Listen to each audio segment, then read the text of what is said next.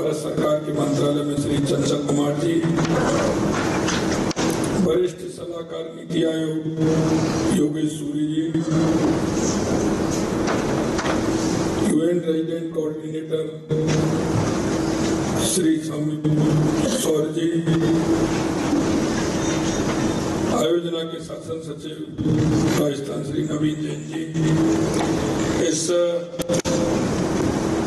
कार्यशाला में आए सभी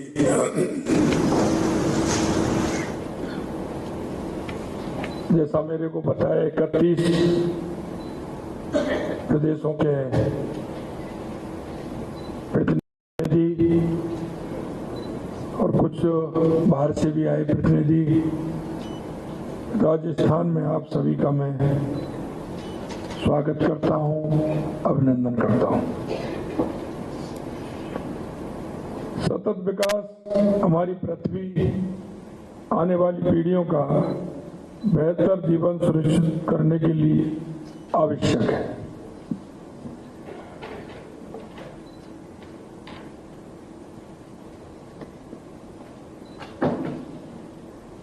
लेकिन हमारा यह सामूहिक दायित्व भी है कि हम अपनी वर्तमान आवश्यकताओं की पूर्ति इस तरह से करें कि आने वाली पीढ़ियों के विकास की संभावनाएं प्रभावित ना हो।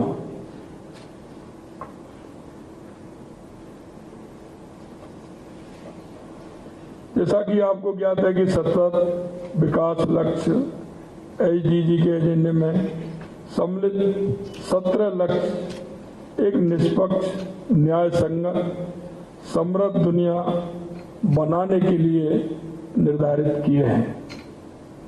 ये लक्ष्य गरीबी को समाप्त करने से लेकर के जलवायु तथा विकास की भावी चुनौतियों का सामना करने में हम सक्षम बनाते हैं।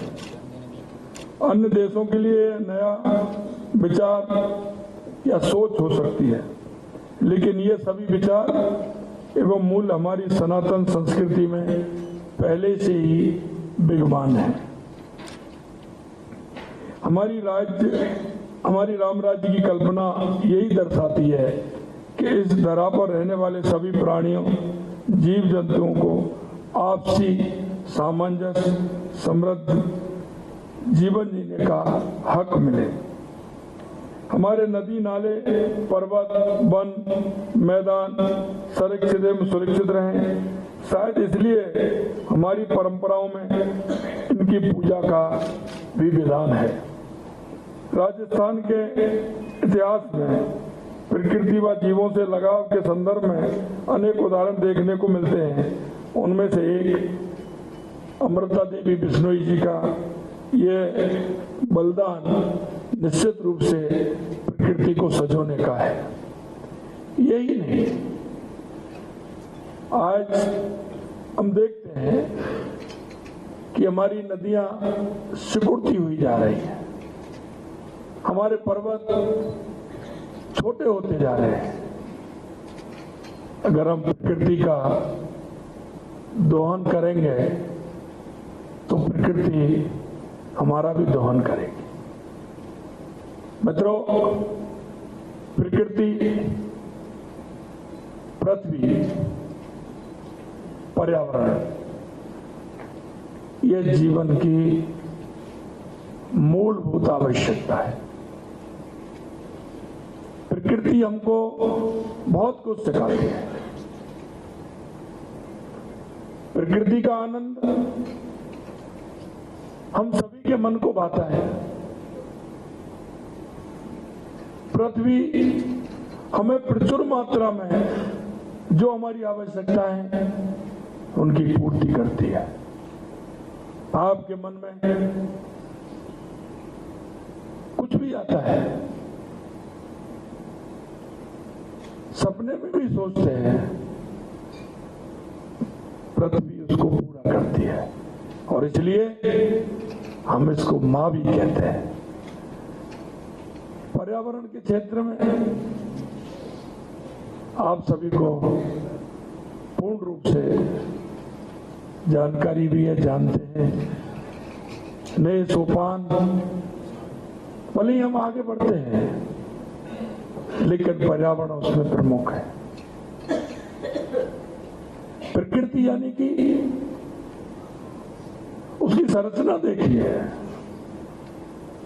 उस संरचना के बिंदु को आप टटोलिए। कोई भी एक छोटा बिंदु लीजिए,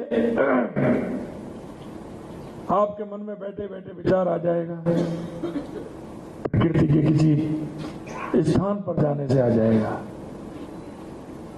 यहां आप अपने बिंदु को ले जाना चाहें, उसमें सोचने का थोड़ा सा अगर हम प्रयास करेंगे तो बहुत आगे बढ़ जाएंगे। क्योंकि पृथ्वी वो है, जीव का आहार भी होता है और जीव का पालनहार भी होता है। हमें इन दोनों में सामंजस्य भी करना है।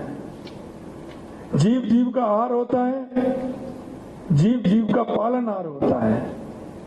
कभी आपने विचार किया होगा कितने जीव जंतु पक्षी कैसे पैदा हुए?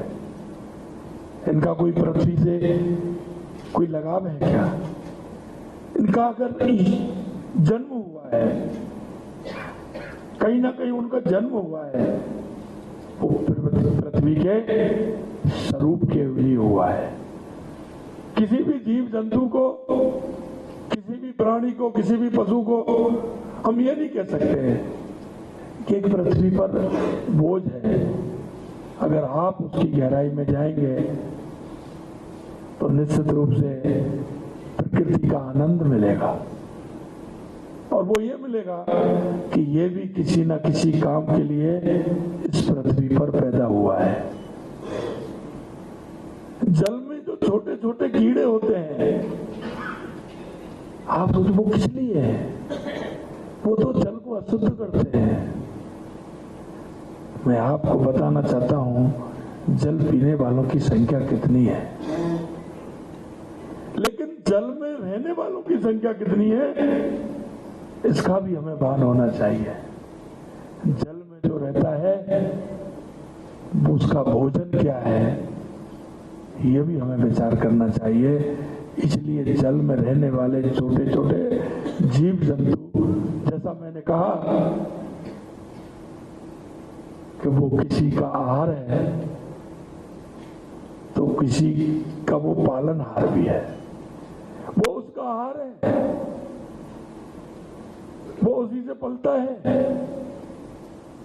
आपने देखा होगा पशु पक्षी विचरित करते हैं, कितना आनंद आता है। और जब एक बड़ा जंगल का शेर जब किसी को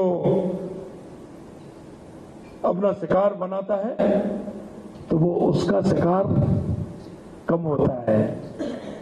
जब वो शिकार खा के चला जाता है तो जंगल में रहने वाले जो और है वो उनके काम आता है। वो अपना शिकार तो करता है, लेकिन जंगल में रहने वाले जो शिकार नहीं कर सकते और जिनको भोजन की आवश्यकता है, उनका भोजन वो जंगल में शेर शिकार करने वाला जो चला जाता है खा करके, वो उसका आहार बनता है। ये प्रकृति है। आप देखते हैं जब हाथी जंगल से निकलता है, वो बड़े बड़े पेड़ों की टहनियों को नीचे गिरा देता है, अपना भोजन प्राप्त करता है। लेकिन उन टहनियों को गिराते गिराते वो आगे बढ़ जाता है, और जब वो आगे बढ़ जाता है तो उस जंगल के वो छोटे छोटे जानवर होते हैं उस पेड़ तक नहीं पहुंच सकते, उनको भोजन की आवश्यकता होती है, वो उनका भोजन होता है।